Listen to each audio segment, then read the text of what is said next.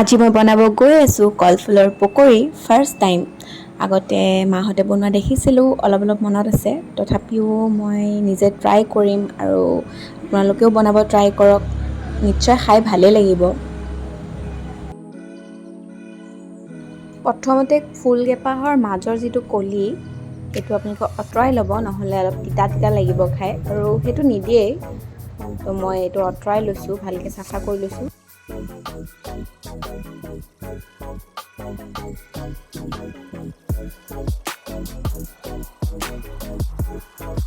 তাৰপিছত মই লৈছোঁ বেচন, জোখমতে আপোনালোকে বেচন লৈ ল'ব। তাৰপিছত তাতে মই অলপমান ধনিয়া এড কৰিম।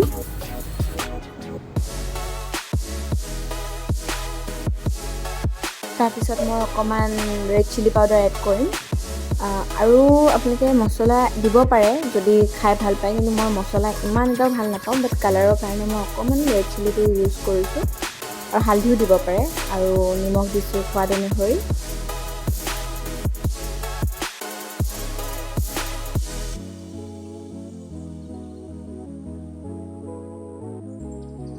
তাৰপিছত মই ইয়াতে অলপমান পানী এড কৰিম আৰু এইটো ভালকৈ মিক্স কৰি ল'ম।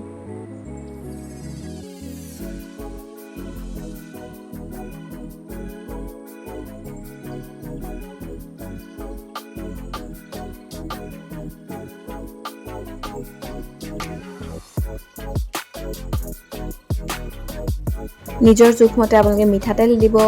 তাৰপিছত আৰু যদি মিঠাতেল নিদিয়েও কোনো কথা নাই, আপোনালোকে ৰিফাইনো ইউজ কৰিব পাৰে, বহুতে ৰিফাইনতো বনায়।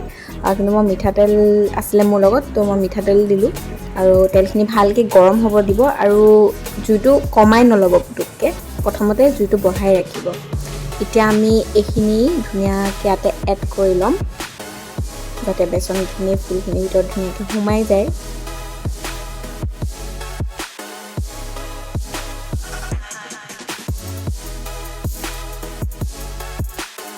এইখিনি ভালকৈ মিক্স কৰি ল'লোঁ, আৰু তেলটো গৰম হ'ব দিছোঁ। তেলটো পূৰা গৰম হোৱাৰ পিছত দিলে তেতিয়া মানে আপোনাৰ পকৰিখিনি কৰকৰীয়া হ'ব, কিন্তু জুইটো কমাই থ'লে অকণমান চব্জি নিচিনা হৈ যাব পাৰে, সেইটো কাৰণে।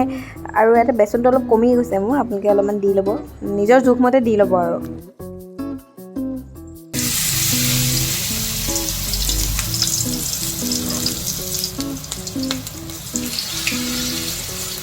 জুইটো বঢ়াই ৰাখিব, কাৰণ নহ'লে কৰকৰীয়া নহ'ব।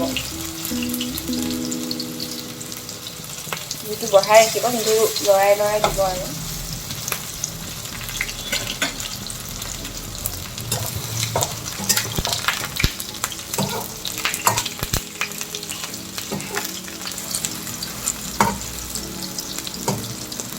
বাহিৰত পকৰি কিনি খোৱাতকৈ নিজে বনাই খাব কেতিয়াবা, এতিয়া যিহেতু কলডিল বজাৰত পায়, ভালো হয়।